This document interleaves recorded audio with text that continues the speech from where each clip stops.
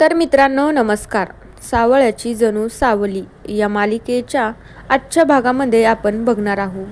इकडे मात्र आता त्रिलोत्तमाने तारा आणि सोहमलाही घरी बोलवलेलं असतं.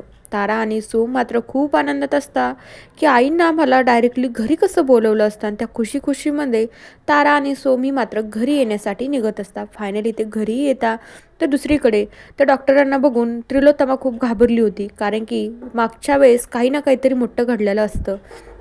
तर भैरवी आता त्रिलोत्तमाला ब्लॅकमेल करते की माझ्या मुलीचा संसार व्यवस्थित झाला पाहिजे आणि तुम्ही मला जितकं काही परेशान केले ना तितक्याचा मी बदला घेतल्याशिवाय शांत बसणार नाही, तर तुझं ते सत्य मी सगळ्यांना सांगून टाकेन. त्रिलोत्तमा खूप घाबरते आणि भैरवी जसं काय म्हणते तसं ती आता करायला तयार होते.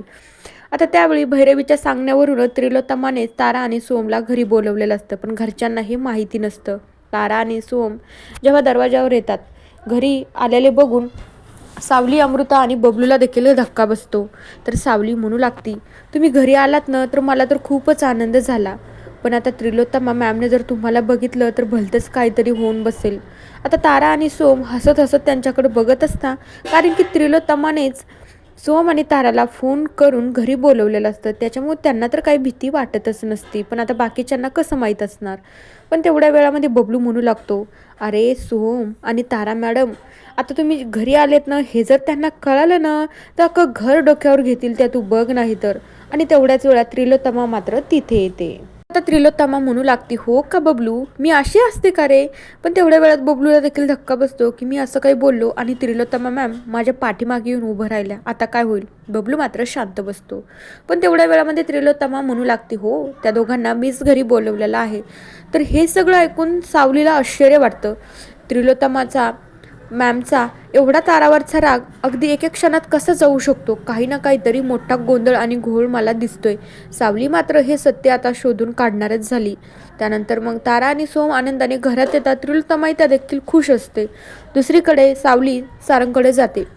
सारंगला म्हणू लागते, तुम्हाला आणि मला मुळात त्रिलोत्तमा मॅमचा स्वभाव माहिती आहे. इतक्यात त्या कुणाला माफ करतील हे तर तुम्हाला चांगलंच माहिती आहे. आणि मग तारा मॅडम आणि सोम भाऊजीला त्यांनी घरी कसं बोलवले मला कळत नाही. नाहीतर याच्या मागं भैरवीजींचा तर काही हात नसेल ना. भैरवीजी त्या दिवशी आल्या होत्या हे तर काही कारण नसेल ना.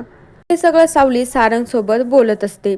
पण आता सावली म्हणू लागते, हो अजून एक गोष्ट तुम्हाला सांगायची झाली की त्या दिवशी भैरवी माई जेव्हा घरी आल्यानं तर त्रिलोत्तमा मॅमला घेऊन त्यांच्या रूममध्ये जाऊन काहीतरी बोलत होत्या. त्यानंतर त्रिलोत्तमा मॅमचा स्वभाव चेंज झाला. मला तर कळत नाही त्या न कधी कोणाचं ऐकणाऱ्या एकदम भैरवीजींच्या सांगण्यावरून हे सगळं करत तर नसेल ना.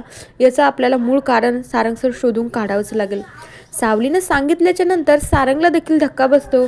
तर मित्रांनो बघूया सावली आणि सारंग मिळून याच्या मुळाशी जाऊन कारण शोधून काढतील का नाही.